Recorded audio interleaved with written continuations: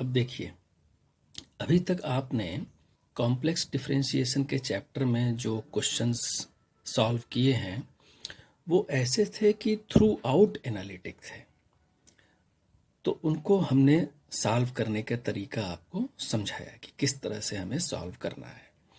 कोई भी video complex differentiation में या कॉम्प्लेक्स के पूरे यूनिट में आप रैंडम मत देखिए। वो शुरुआत से देखेंगे तो आपको बहुत अच्छा कॉन्सेप्ट डेवलप होगा और आप अच्छे से क्वेश्चन स्वयं से ट्राई कर सकेंगे और बहुत बढ़िया सॉल्व कर सकेंगे। तो चलिए अब देखिए, अब हम एक दूसरे प्रकार की प्रॉब्लम पर चलते हैं और देखिए इनका जवाब आपको कैसे लिखना है और कैसे समझना है हम लोगों को।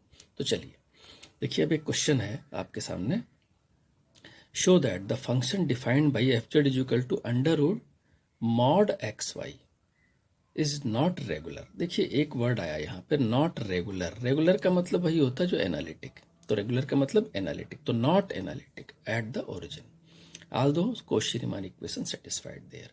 तो देखिए अब हमें देखना है कि जो फंक्शन है वो एनालिटिक नहीं भी हो सकते हैं। तो जनरली आपके कोर्स में ओरिजिन पर ही चेक करने की बात करी गई है, तो हमें ओरिजिन पर ही अपने आप को कंसंट्रेट करना है, क्योंकि और कहीं करना ये थोड़ा सा मुश्किल है और आपके कोर्स के बियॉन्ड भी है। तो चलिए अब हम देखिए किस अप्रोच से इस क्वेश्चन को सॉल्व करते हैं। तो चलिए हमने ले लिया f z equal to under root mod of x Y.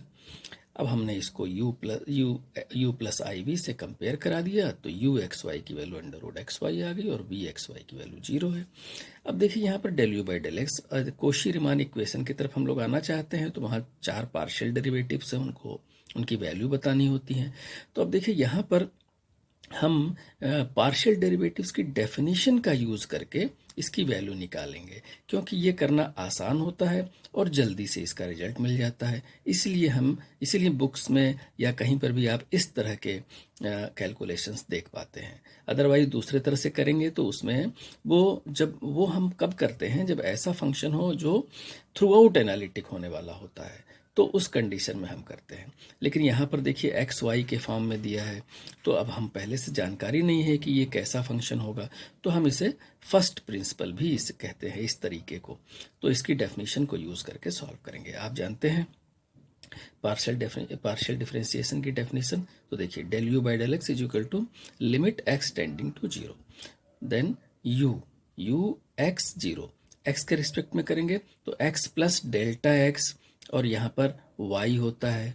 तो अब हमें कहाँ पर चेक करना है, ओरिजिन पर चेक करना है, तो we should check on origin. देखिए यहाँ लिखा है ना एट ओरिजिन, ओरिजिन पर चेक करना है, यानी कि एट 0 0।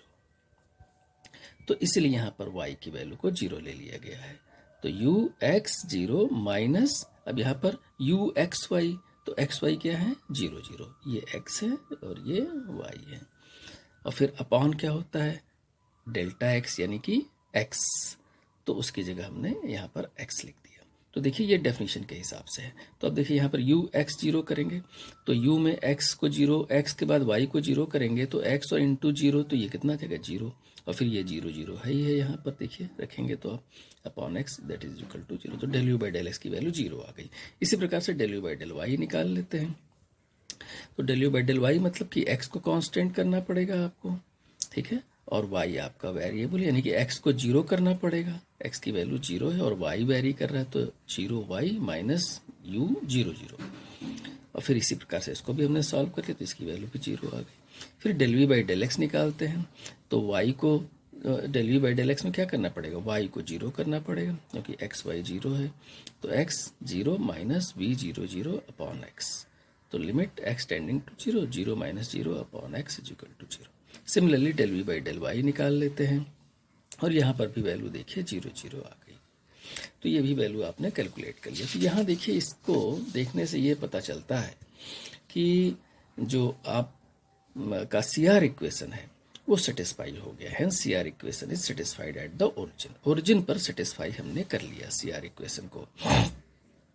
अगर आप दूसरे मेथड से करना चाहते हैं तो इसे del u by del x, del u by del y, del u by del x, del u by del y निकाल लीजिए और फिर 0 0 रख दीजिएगा, 0 पर सेटिस्फाई करें तो आपको यही रिजल्ट मिल जाएंगे, तो उसमें कोई दिक्कत नहीं है। अब आइए इसके डिफरेंशियबिलिटी पार्ट को चेक कर लेते हैं कि ओरिजिन पर डिफरेंशिएबल है कि नहीं। अगर मिल जाता है हमें डिफरेंशिएबल तो हम कह देंगे ये थ्रू आउट एनालिटिक है।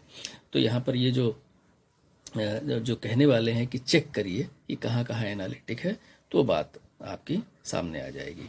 तो एफ डैश जीरो यानी कि जीरो पर डिफरेंशियबिलिटी चेक कर रहे हैं। तो देखिए एफ डैश जेड की जो डेफिनेशन होती है f z minus f zero upon z, z tending to zero. तो ये देखिए हमने लिखा limit z tending to zero, और एफ जेड की वैल्यू ये ऊपर दिया हुआ है under root mod x y minus zero x plus i y upon में रख दिया।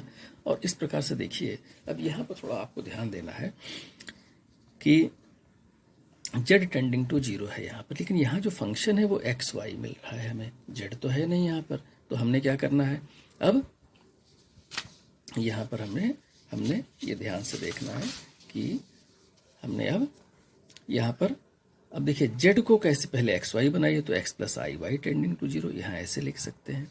अब देखिए, अब हमने यहाँ पर देखा कि now take the path in which both the variables present.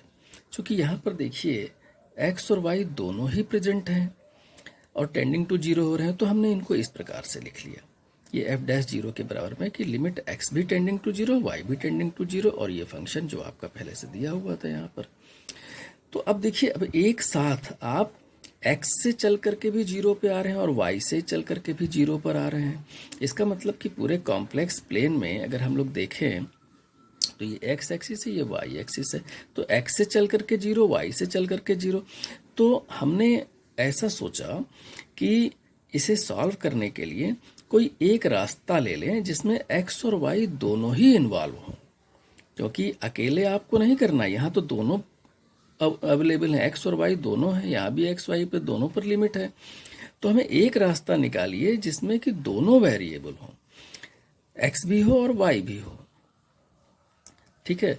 तो and if we get the unique value, अगर हम कोई एक ऐसा पाथ निकालते हैं और उससे सॉल्व करके अगर कोई यूनिक वैल्यू हमें मिल जाती है, तो हम कह सकते हैं कि F Z satisfied the condition for analyticity, otherwise नहीं एनालिटिक होंगे।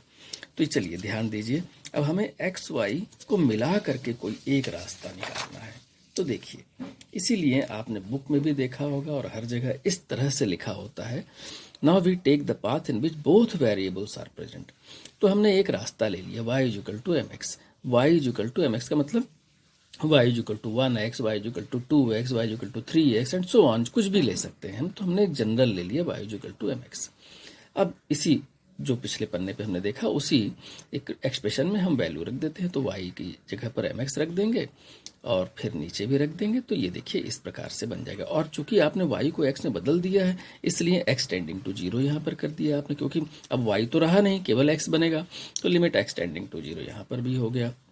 अब ये देखिए, यहाँ पर आपको मिलेगा under root mod of m 1 plus i m. अब देखिए, ये जो वैल्यू है ये किस पर डिपेंड कर रही है, m पर डिपेंड कर रही है। इसका मतलब कि m को हम बदलते जाएंगे तो हमें ये f डैश जीरो जो है वो बदलता जाएगा। तो फिर जो बात कही गई है कि हमें यूनिक वैल्यू मिलनी चाहिए, तो यहाँ तो कोई यूनिक वैल्यू तो मिलेगी ही नहीं आपको। इसका मतलब हमें क्या जवाब देना है कि f डैश जीरो एग्जिस्ट नहीं करेगा। इसका मतलब ओरिजिन पर डिफरेंशियबिलिटी फंक्शन की नहीं है। तो फिर यहाँ पर अब देखिए आंसर आपको क्या लिखना है कि here f z is not analytic at origin, यद्यपि even though C R equation is satisfied, जबकि सी आर इक्वेशन सेटिस्फाइड हो रहा है, लेकिन फिर भी हम कहेंगे कि एफ जेड हमारा एनालिटिक नहीं है। और देखिए यहाँ पर हमने एक फिगर से भी आपको समझाने की कोशिश किया है कि जेड से जीरो पे जा रहे हैं। जेड का मतलब क्या हो गया, एक्स प्लस आई वाई। तो x से इसमें x और y दोनों हैं, तो अब हम ढेर सारे रास्तों से पहुंच रहे हैं, तो पाथ पर जो है ढेर सारे रास्तों पर यहाँ पर पहुंच रहे हैं और सबकी अलग अलग वैल्यू हमारे सामने आ रही है, कोई यूनिक वैल्यू नहीं आ रही है। हम किसी भी रास्ते से जाए हमें यूनिक वैल्यू मिलनी चाहिए, तभी हम कहेंगे कि एफ जेड एनालिटिक है। तो इस प्रकार से हमने ये क्वेश्चन सॉल्व कर लिया। Thank you.